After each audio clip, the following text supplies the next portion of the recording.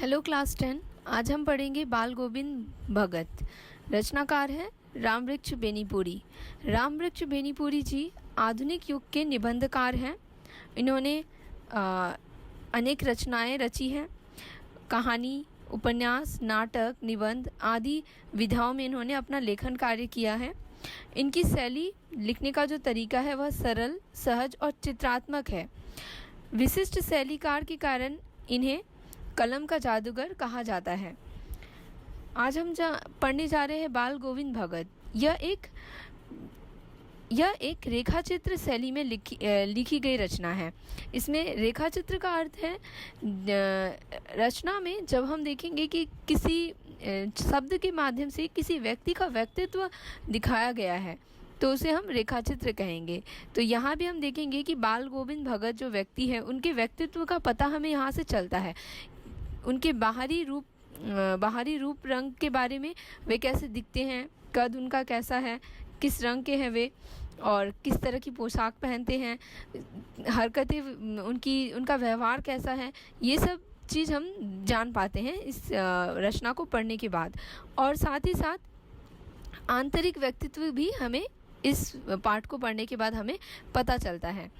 बाल गोविंद भगत के बारे में, जैसे कि बाह्य जो व्यक्तित्व है, किस तरह से वे दिख रहे हैं, ये लेखक ने बता दिया है कि वे लगभग 60 वर्ष के मझौले कद के गोरे चिट्टे व्यक्ति हैं। उनके बाल पक चुके हैं और अर्थात सफ़ेद हैं और वो कबीरपंथी टोपी लगाते हैं। वह कबीर को ही अपना साहब मानते हैं और कबीर के गीतों को गाते हैं। उनके आदर्शों पर वे चलते हैं। वह कभी झूठ नहीं बोलते हैं और सबसे खड़ा व्यवहार करते थे, अर्थात जैसा है वैसा ही वे उनसे व्यवहार करते थे।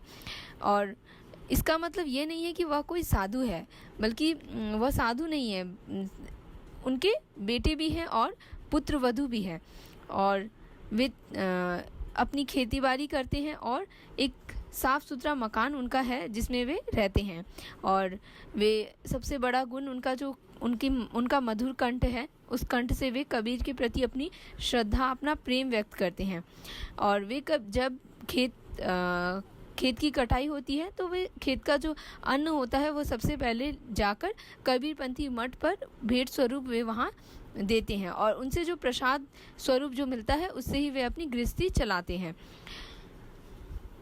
और उनके गीत के बारे में बताया गया है कि गीत के प्रति जो अगाध प्रेम है, जिस तरह से हर समय वे अपने गीतों के माध्यम से अपनी भावना व्यक्त करते थे।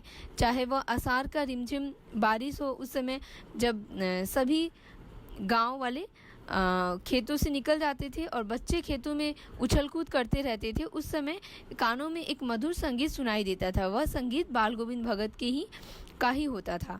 और इस तरह से वे अपने खेतों में काम करते हुए बारिश की रिमझिम आसार में भी वे अपनी गीतों को गाया करते थे। और इस तरह से उनका जो काम है और संगीत है वह एक तरह से मिलजुल जाता था। चाहे भादों की आधी रात में जब मेढक टर्र टर्र की आवाज़ें निकालते हैं, उस समय भी बाल गोविंद भगत की संगीत की आवाज़ जो है वह उससे भी ज़्यादा सुनाई देती थी। और इस तरह से निस्तब्ध जब संसार सब सो रहा होता है, उस समय भी लगता था कि बाल गोविंद भगत संगीत से सभी को जगा रहे हों। और कार्तिक महीने में जब सुबह प्रातःकाल वे गायन करते थे, जिसे प्रभातियाँ कहा गया है, जो कि सुबह सुबह गाया जाता था। जब माघ में इतनी ठंड पड़ती थी कि लोग ठंड से बाहर नहीं निकल पाते थे, उस ठंड में भी वे अपनी जो वाद्य यंत्र है उसे वाद्य यंत्र को बजाते हुए वे गायन करते थे। और जो इतना वे गायन में डूब जाते थे कि वह उठकर नाचने भी लगते थे। इसी तरह से गर्मियों के महीने में भी जब भरी शाम में सभी मित्र मंडलियों के साथ वे बैठकर संगीत गाया करते थे और लीन होकर इसी तरह से वे नृत्य भी किया करते थे। इस तरह से यहाँ दिखाया गया है कि बाल गोविंद भगत किस तरह से अपने संगीत के प्रति अगाध प्रेम रखते थे। सुख दुख से ऊपर बाल गोविंद भगत का चरित्र। बाल गोविंद भगत संगीत साधना के प्रति वे अपने आप को न्योछावर कर चुके होते हैं। और जब उनके पुत्र की मृत्यु हो जाती है किसी बीमारी से, तो पुत्र के मृत शरीर के आगे बैठकर वे गायन करते हैं और वे कहते हैं कि यह शोक मनाने का समय नहीं है, बल्कि यह तो खुशी का समय है, क्योंकि आत्मा और परमात्मा का मिलन हुआ है। यह उनकी सोच थी। जिस तरह से हम देखेंगे कि कबीर में भी हम देखते हैं कि कबीर का मानना है कि इस भवसागर से हम पार पाएंगे, तभी हमारी आत्मा परमात्मा से मिल जाएगी। यही सोच, यही विचार बाल गोविंद भगत के भी थे, और वो भी ये सोचते थे। इसीलिए उन्होंने अपने पुत्र की मृत्यु के समय शोक नहीं मनाया था।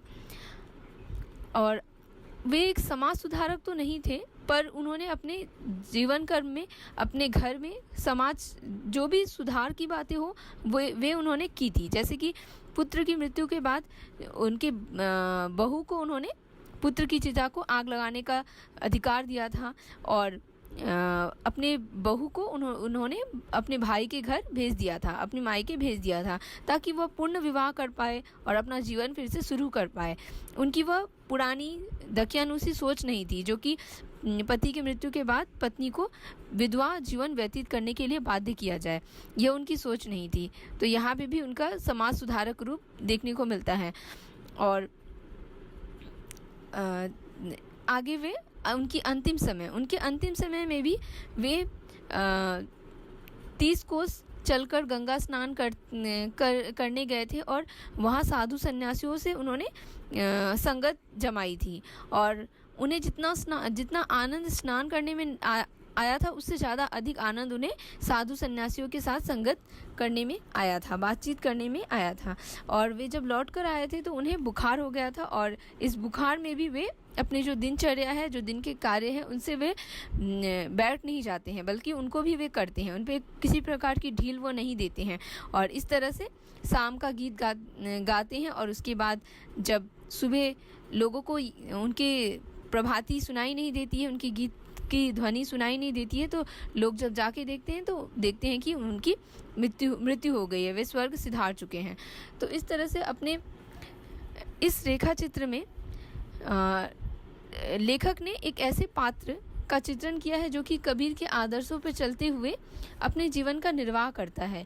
ग्रामीण परिवेश को चित्रित करने के साथ साथ इस पाठ में ग्रामीण संस्कृति को भी प्रस्तुत किया गया है। बाल गोविंद भगत के बाह्य व्यक्तित्व से यह भी बताने का प्रयास किया गया है कि सन्यासी जीवन का आधार बाह्य व्यक्तित्व ही नहीं, बल्कि मानवीय सरोकार भी होता है। सिर्फ बाहरी रूप से अगर सन्यासी है कोई, तो वह सच्चा सन्यासी नहीं है, बल्कि वह आंतरिक रूप से भी उतना ही सच्चा होना चाहिए।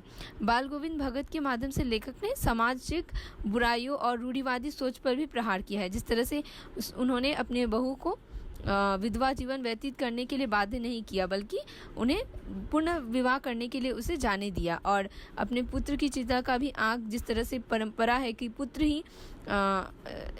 पुरुष ही चिता को आग देता है, पर उन्होंने उस परंपरा के विरुद्ध अपनी बहू से यह कार्य करवाया। तो यह उन्होंने रूढ़िवादी सोच पर प्रहार किया है इस तरह से, और एक मानवीयता की भावना को उन्होंने स्थापित किया है। इस पाठ के जरिए हम यह देख सकते हैं। धन्यवाद।